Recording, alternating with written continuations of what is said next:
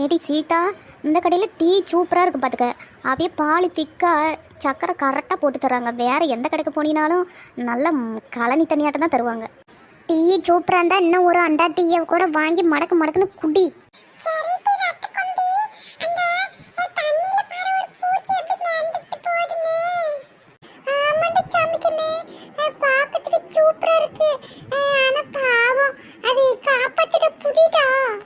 ஏண்டி என்னத்துக்கு அப்படி முறைச்சிக்கிட்டு வரப்பா எங்க போற? வந்து சொல்றேன்டி, என்கிட்ட எதையும் நோண்டி நோண்டி கேட்டுட்டு இருக்காதீங்கன்னு ஆல்ரெடி ஏகப்பட்ட டென்ஷன்ல இருக்கேன். ஆடேங்கப்பா, என்னாடி அப்படி டென்ஷனு?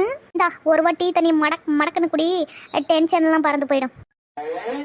ஏட்டி சும்மா சொல்லிட்டு கோவம் பண்ணாத டீயை பிடிங்கி மூஞ்சில ஊத்திடுவேன். நானே அவசரமா ஒரு வேலையா போயிட்டு இருக்கிறேன். நீங்க சுச்சுவேஷன் என்னன்னு தெரியாம இப்பதான் காமெடி பண்ணிக்கிட்டு. என்னடி சுச்சி? ஃபேன் சுச்சா? ஏன்டி அவளே கோவமா இருக்கிற, நீ பட்டுக்கு ஏற்றி விடாத அப்புறம் உனக்கு கிணத்துல பிடிச்சி போட்டு போயிட போறா. ஆமாட்டி நெட்டவள்ளி, கரெக்டாக சொன்னேன். மேலும் மேலும் கடுப்பு ஏற்றிட்டே இருந்தீங்க, அப்புறம் என்ன பண்ணுவேன்னு எனக்கு தெரியாது.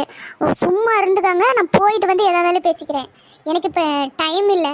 அட அரை மெண்டல் லூசு பிடிச்ச கிறுக்கி, இம்பிட்டு கோவமாகவே என்னன்னு சொல்லு, காரணத்தை சொல்லிட்டு போயேன். சொல்லாமல் விட மாட்டாளுங்க விடுங்க. ஐயோ அது ஒன்றும் இல்லடி, காட்டில் இது சோளம் போட்டிருக்குன்னு தெரியுமா உனக்கு? ஆமாம், போன வாரத்தில் தானே போட்டால் தெரியுமே. அதைத்தான் அந்த பக்கத்து காட்டுக்காரி இருக்கிறாள்ல ஒரு கிளவி, அந்த கிளவி என்ன பண்ணுறா, ஒரு பண்ணை கோழியை வச்சுக்கிட்டு எப்போ பாரு ஆள் இல்லாத போது முடிக்க அந்த சோளத்தெல்லாம் பெருக்க விட்டு இறப்பொருக்க துரத்தி விட்டுறாடி. மனுஷனுக்கு கோவம் வருமா வராதா? நானும் பிடிச்சி கமுத்தி போடுன்னு சொல்லி சலிச்சு போச்சு. ஆனால் அவள் அடவாத்துக்கு பண்ணுற மாதிரி நான் இந்தாண்ட வந்தது கோழியை கூடையிலேருந்து திறந்து விட்டு காட்டுக்கு துரத்தி விட்டுறா. அது ஒரு சோளம் இல்லாமல் பொறுக்கி தின்னுபிடுது. அதான் போய் இன்னைக்கு ரெண்டில் ஒன்று என்னன்னு பார்த்துட்டு வரேன். அட ஆமாண்டி, அந்த கிழவிக்கு சரியான லொல்லு பிடிச்ச கிழவி பார்த்துக்க.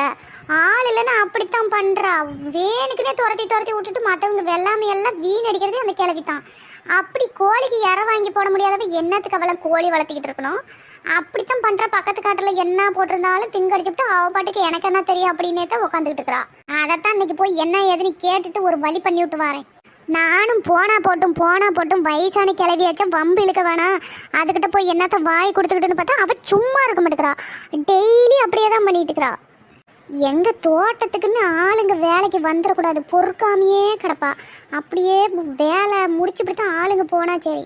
எங்கள் காட்டில் அதை காணோம், உங்கள் காட்டு கொத்த வந்தவங்க தான் திருடிக்கிட்டு போயிட்டாங்க, வந்து 1 கூட்டுட்டு போயிட்டாங்க, 2 கூட்டுட்டு போயிட்டாங்கன்னு எதையாவது வந்து சொல்லிக்கிட்டே இருப்பா. என்ன கிளவி தெரியுமா அவ? சரி நானும் கடந்துட்டு போகுதுன்னு விட்டா அவன் மெம்மேலே போயிட்டு இருக்கிறா. இன்னைக்கு அவளை விடமாட்டா. 2ல் 1 போய் என்னன்னு பார்த்துட்டு வரேன். அட ஆமாண்டி கீதா, அப்படித்தான் போன மாதத்தில் என்ன பண்ணாங்கிற அந்த கிழவி எங்கள் மாமியார் தான் சொல்லிச்சு, நான் பார்க்கல. அவங்க தோட்டத்துக்கு வேலைக்கு வரவங்க டீ குடிச்சுப்பிட்டு போடுறாங்களே அந்த கிளாஸு, அந்த காகிதம்லாம் நல்லா உட்டக்கட்டி சேர்த்து வச்சு எங்கள் காட்டில் போட்டு போயிடுது. எங்கள் மாமியார் பொறுக்கி நெருப்பு வச்சுக்கிட்டு கிடந்துக்குது. அப்புறம் என்ன போய் கேளு என்ன ஏதுன்னு அப்படின்னு சொல்லிச்சு. நம்மளாலாம் அந்த பொம்பளைக்கிட்ட வாய் கொடுக்க முடியாதம்மா, நீயே வேணா போய் என்ன ஏதுன்னு கேட்டுக்க, என்னையெல்லாம் மாட்டி விட்றாதுன்னு நான் சொல்லிட்டேன். அதுதான் யாருமே கேட்காம விட்டு அவளுக்கு ரொம்ப திமிரு ஏறி போய் கிடக்கு. நான் இன்னைக்கெல்லாம் அவளை பேசுகிற பேச்சில் அவள் கோழிகளெல்லாம் வித்தி ஆயிராளா இல்லையான்னு பாரு. சரி இருங்க, நான் வாரம் பேச நேரம் ஆகிக்கிட்டு இருக்குது.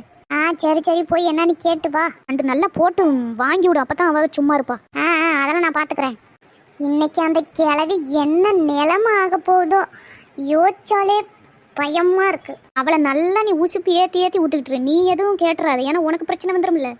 இன்னைக்கு எம்பிட்டு பிரச்சனை வரட்டும், பிரச்சனை பண்ணுறதுக்கே தானே நான் போகிறேன். பிரச்சனையை பார்த்து போட்டுன்னு ஒதுங்கி போனால் சும்மா இருக்க மாட்டேங்கிறாங்க. சும்மா இருக்கிறவங்கள சுரண்டிக்கிட்டே இருந்தால் அப்புறம் என்ன நடக்குன்னு இன்னைக்கு காட்டிட்டு வரேன்.